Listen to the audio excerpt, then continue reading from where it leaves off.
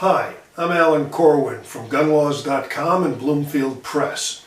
You're going to be seeing saturation news coverage of a busload of children promoting gun control. They're backed by a team of adults who've staged this entire thing, and one of their main messages will be, "We need more background checks." Now this is a farce. We've had background checks for 2 decades, and background checks have led to 6,000 murders in the inner cities every year. The inner cities are heavily armed despite the background checks. The 6,000 murders go on day in, day out, and there are no murder trials. And the murderers are all running free, and the background checks have been in place for 2 decades. The children are ignorant, they don't know what they're doing, and the adults behind them who have staged this 75-city bus tour want you to believe that background checks will solve our problems. The children don't know what they're saying and don't know that background checks are a farce.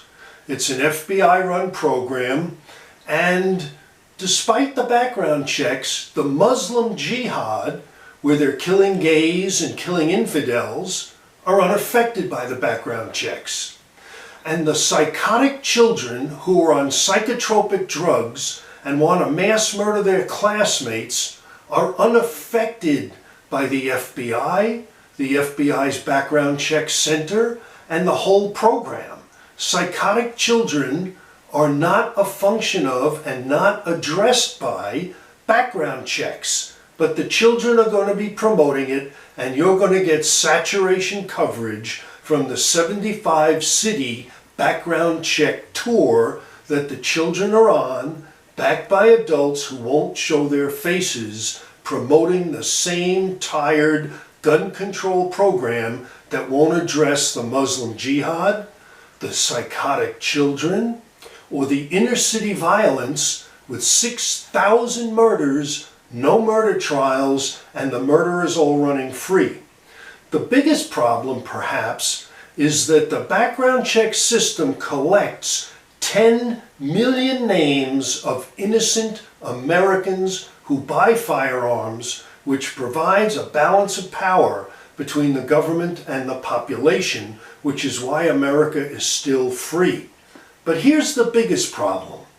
When a wanted murderer, fugitive, illegal alien, arsonist, domestic abuser, any of these violent criminals who can't legally buy a gun, goes into a gun store and tries to buy a gun, which is a felony, and handles a gun, which is also a felony, and fills out the paperwork and gets the FBI on the phone, who tells the dealer, "You can't sell this wanted criminal a gun," the dealer gives the criminal back his money and says, "Sorry, sir, have a nice day," and the criminal walks out of the store with his money, and that's the end.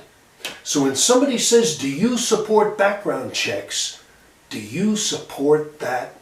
Is that what these children want? Do they even know that when we identify a criminal with a background check, we send him on his way with his money, and no arrest is made, and he signed the form, and the FBI is on the phone, and we have him right there at a known address?